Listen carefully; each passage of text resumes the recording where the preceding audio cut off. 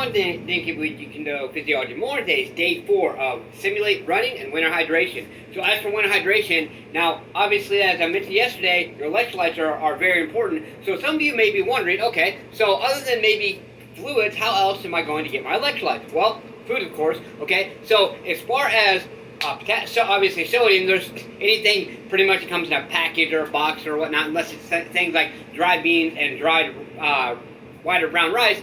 Most things that are packaged are going to have, honestly, way too much sodium, way much more sodium than you really want to consume. However, obviously you want to make sure you get your sodium. As for potassium, obviously, one obvious category is fruits and vegetables. Also, potatoes, which is actually not a vegetable to start. Potatoes have a high amount of potassium. Bananas as well. I recommend organic. They actually taste a little better too.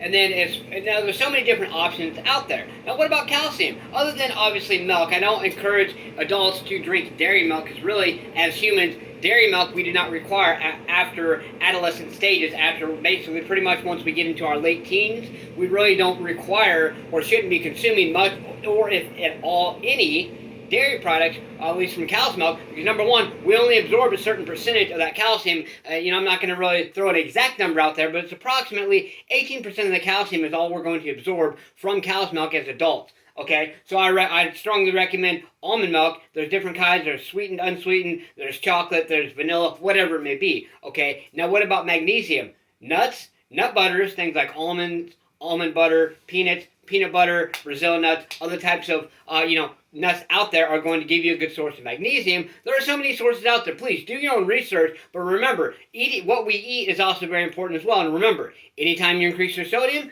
you always want to increase your potassium. So if you decide to eat some, junk-ass ramen noodles or some boxed rice or packaged hamburger help or whatever, remember, that has a very high amount of sodium, so you're going to want to counteract that with getting even more potassium, not necessarily with that meal, but throughout the day. So here's the thing to think about there. Now, as far as running, simulate running, okay, now, you can also do it with upper body.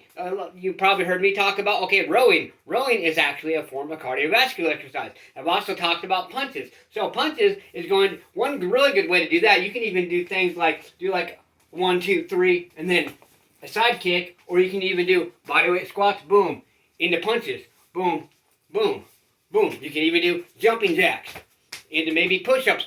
Just do consecutive, more repetition. So many different choices out there. Please give me your feedback and any questions you have. Let's get to stay motivated, believe in yourself, believe you can do it, and believe that you deserve it. Let's get out there. Let's go smash punch. Kick that like button. Just don't break it. Let's get out there and do something. Do more than what you did yesterday. Get your ass up today. Push yourself. Let's go.